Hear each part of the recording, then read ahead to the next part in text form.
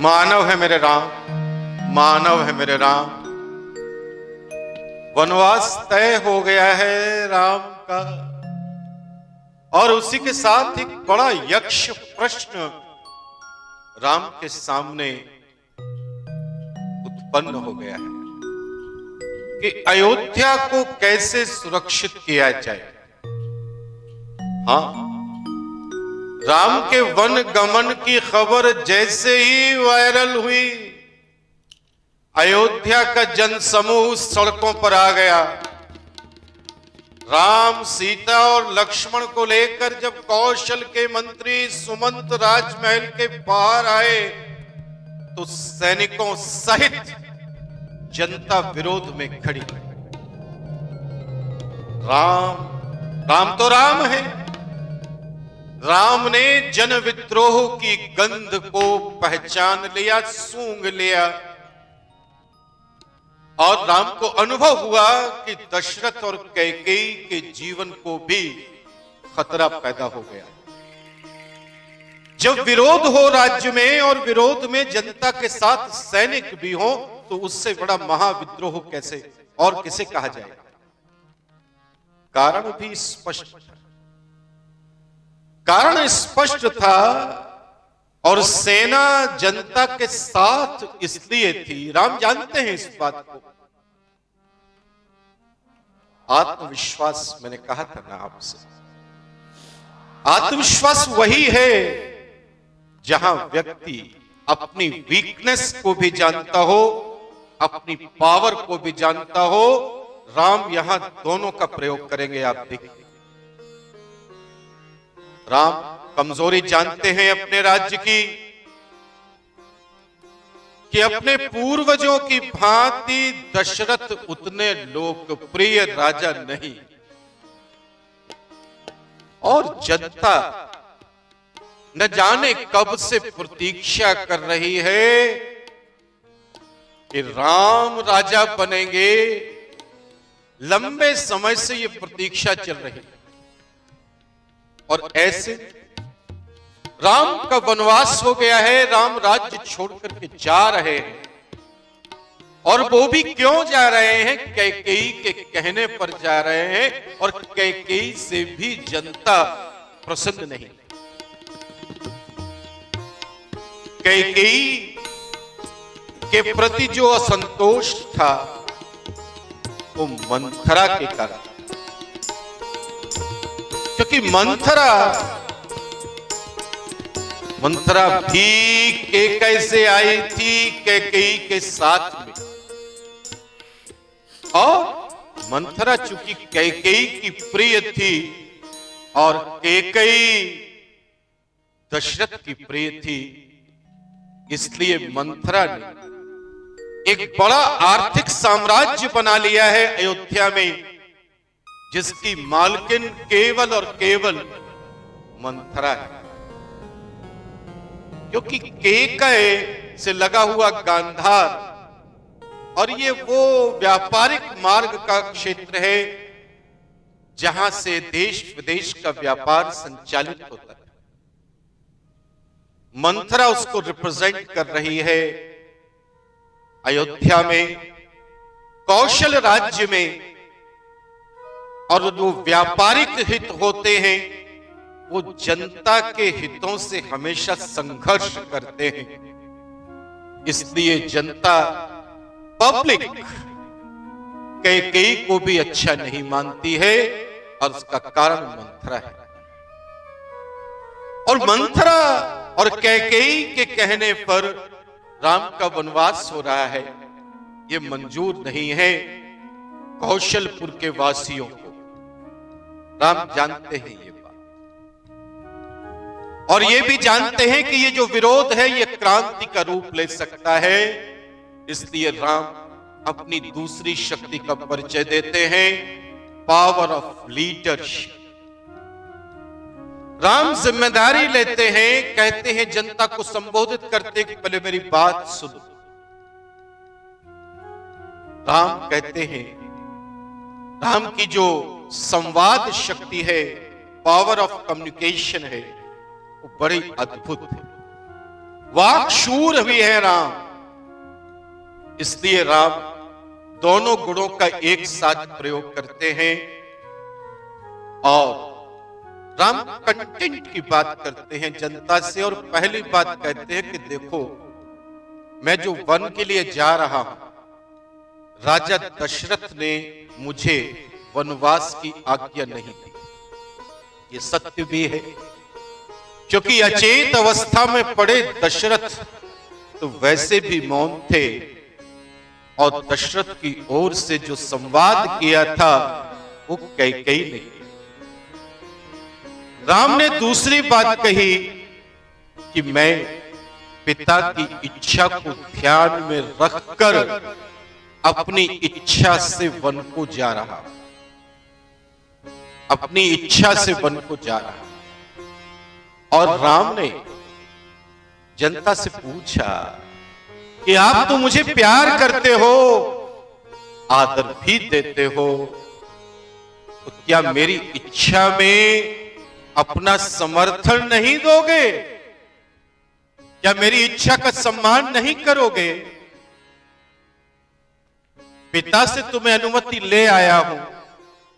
अब राम कहते हैं जनता से कि तुम भी मुझे अनुमति दो, मैं अपना कर्म पूरा कर सकूं। राम की इस पहल से जनता ने राम को वन में जाने का रास्ता तो दे दिया, लेकिन एक बड़ा सा जनसमूह राम के साथ चल दिया। अब राम देख रहे हैं कि भाई ये कैसा वनगमन है कि इतनी बड़ी मात्रा में अयोध्या के लोग रथों पर, गाड़ियों पर, घोड़ों पर, पैदल और न जाने किस किस रूप में चल रहे हैं राम को वन भेजने के लिए। राम सोचने लगते हैं, लेकिन जन भावना का अनादर कभी राजा को नहीं करना होता है, इसलिए राम कुछ नहीं कहते। राम अवसर की तलाश में है कि कैसे अयोध्या वासियों को वापस किया जा सके। राम का काफिला बढ़ता जा रहा है। राम ने एक मन में तय किया है कि सबसे पहले वो प्रयाग में जाएंगे, जहां एक नदी में भिन्न नदियों का संगम होता है, मिलन होता है, उसे प्रयाग कहते हैं। और प्रयाग तो बड़ा प्रिय है राम को, उनके वंश से जुड़ा हुआ, क्योंकि मनु की बेटी इला का ये आवास रहा है प्रयाग, इसीलिए इसका नाम इलाहावास भी है, जो आगे चलकर के बदला और इलाहाबाद हुआ। अकबर ने भी अल्लाहवास नाम रखा था, ये अधिक प्रचलित सत्य है, लेकिन इलाहावास पहले से नाम है प्रयाग का, इला के कारण, क्योंकि इला का ये वास था, स्थान था, वहां रहती थी इला। और यहां इलाहावास में ऋषि भरद्वाज का आश्रम है। राम सबसे पहले वहीं पहुंचना चाहते, क्योंकि इस समय न तो गुरु वशिष्ठ साथ में है, न ही महर्षि विश्वामित्र से कोई संपर्क है। राम एक निष्प्रह बौद्धिक गुरु की सलाह चाहते। ये जरूरी है राम के लिए कि उन्हें एक सलाह मिले कि आगे के उनके जो 14 वर्ष व्यतीत होने हैं वो कैसे होंगे और उन्हें क्या करना। राम महसूस कर रहे हैं, अनुभव कर रहे हैं कि इस समय अयोध्या संकट में है। पिता दशरथ अस्वस्थ हैं, भरत अपने मामा युद्ध जीत के यहां गांधार गए हुए हैं। गांधार वही क्षेत्र है जो आज, जिसका एक बड़ा हिस्सा अफगानिस्तान में है और एक छोटा हिस्सा पाकिस्तान में, क्योंकि गांधार की राजधानी तक्षशिला पाकिस्तान में पेशावर पाकिस्तान में है, लेकिन बाकी का भाग जो है गांधार का वो अफगानिस्तान में। और लक्ष्मण तो स्वयं राम के साथ में ही है। तो ये अयोध्या और कौशल राज्य कैसे संभलेगा, इसकी भी चिंता है राम को। वनवास तो ले लिया है, लेकिन लीडर कभी अपनी जिम्मेदारी छोड़ता नहीं। केवल गुरु वशिष्ठ के सहारे है इस समय अयोध्या। मंत्री सुमंत स्वयं उनके साथ आए हैं। आधी अयोध्या भी उनके साथ आ गई है।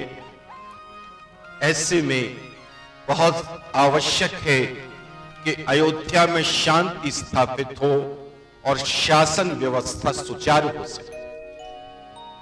और अपने जीवन, आगे के जीवन के बारे में भी सोच रहे हैं।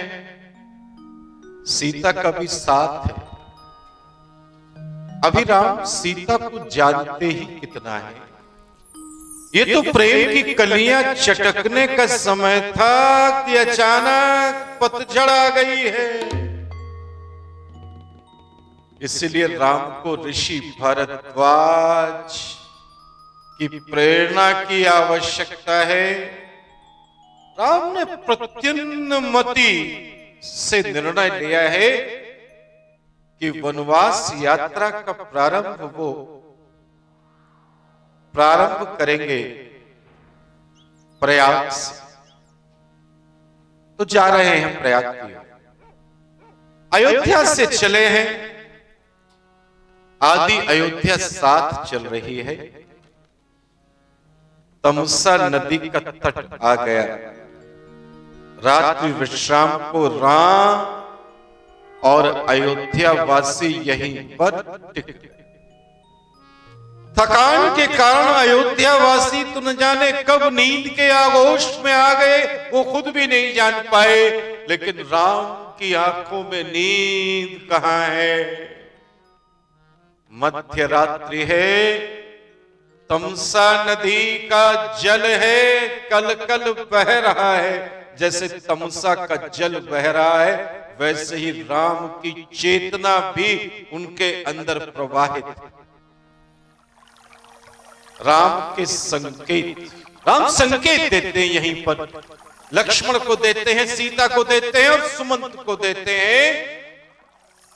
और सब संकेत समझ जाते हैं और तत्काल रथों का प्रबंध होता है और अयोध्या वासियों को वहीं सोता छोड़ करके आगे चल देते हैं राम अपनी यात्रा।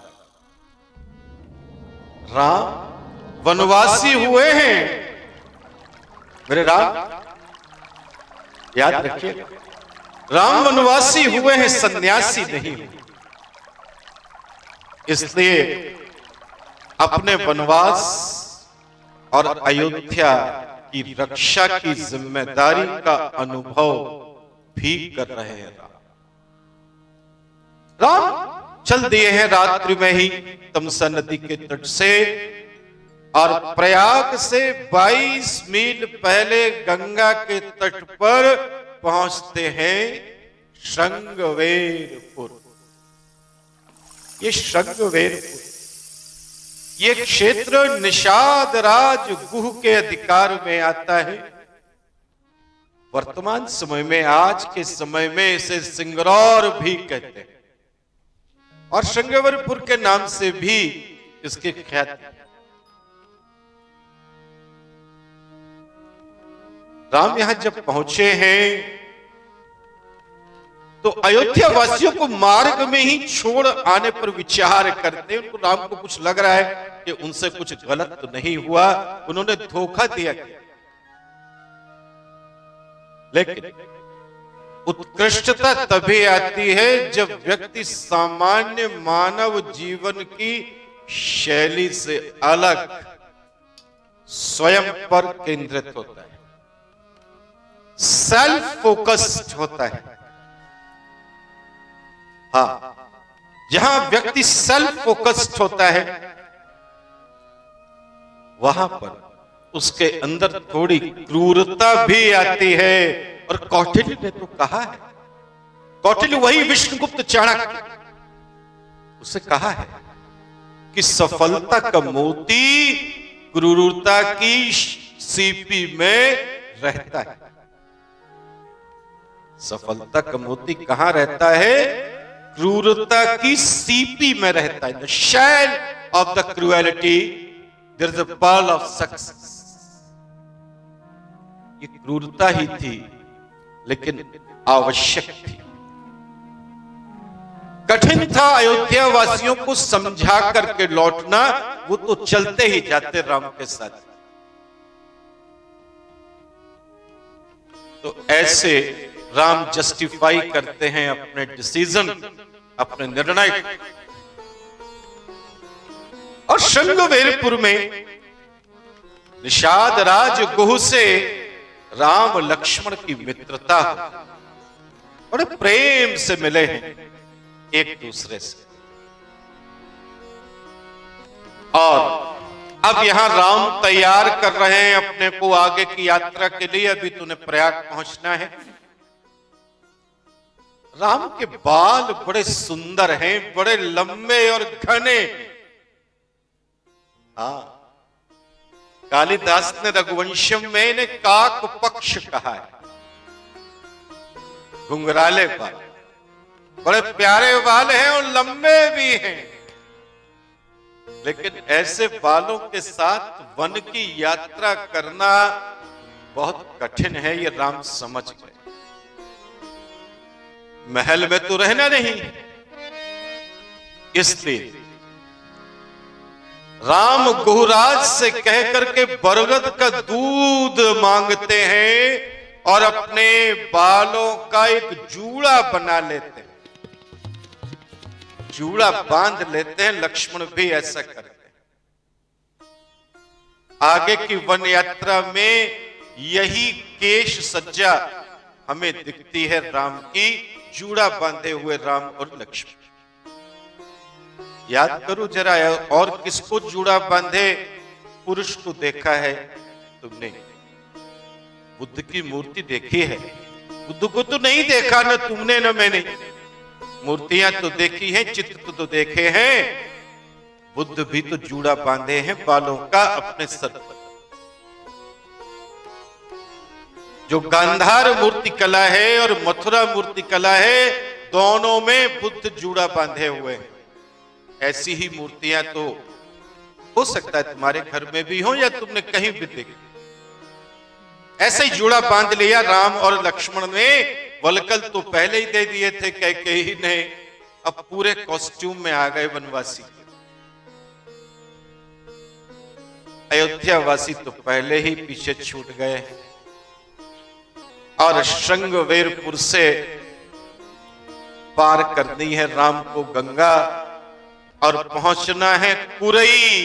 कुरई स्थान पर पहुंचना है जो श्रृंगवेरपुर के दूसरी ओर है। गंगा पार हो गई है। श्रृंगवेरपुर से कुरई की ओर प्रस्थान हो चुका है राम का और पहुंच चुके हैं। मानव है मेरे राम, मानव है मेरे राम, मानव है मेरे राम। उतरे थाड़ भय सुर शरीरेता, उतरे थाड़ भय सुर शरीरेता।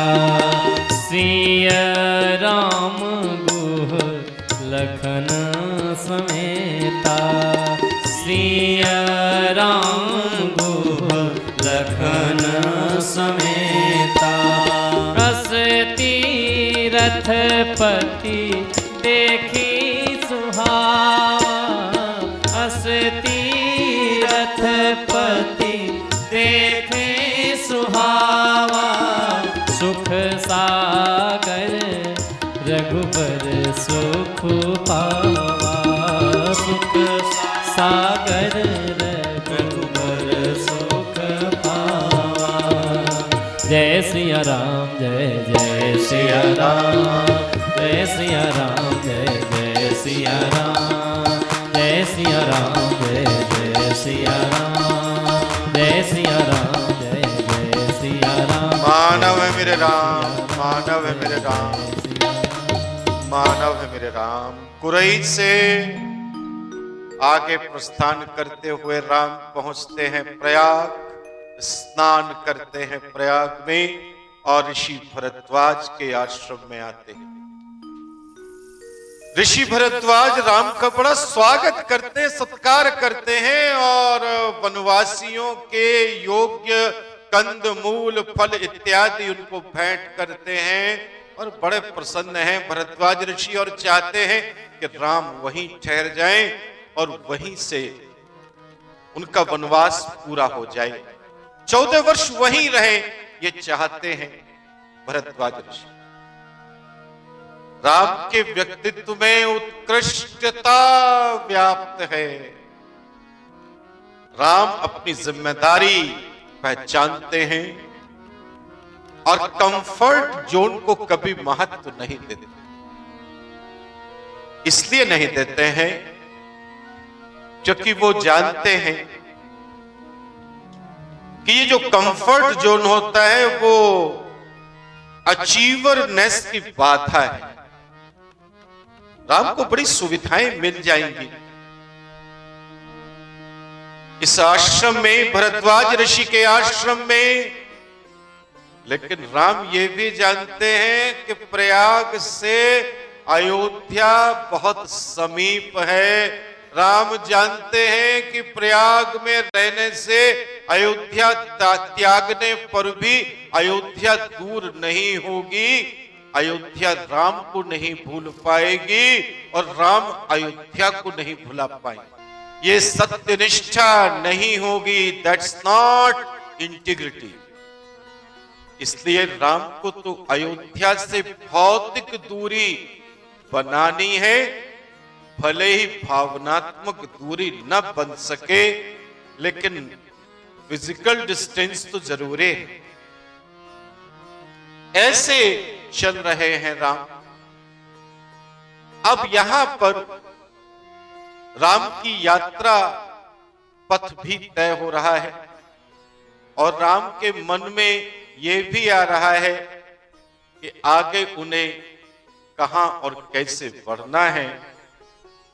अब राम यहां से चित्रकूट के लिए प्रस्थान करेंगे भरद्वाज ऋषि के आश्रम से। तो व्यास जी यहां पर कुछ 2 लाइनें आपकी हो जाएं। जथा जोगु करी विनय प्रणाम, जथा जोगु करी विनय प्रणाम, विदा किए सब सानुज रामा। जथा जोग करी विनय प्रणाम, विदा किए सब सानुज रामा। जय सिया राम, जय जय सिया राम, जय सिया राम, जय जय सिया राम, जय सिया राम, जय जय सिया राम, जय सिया राम।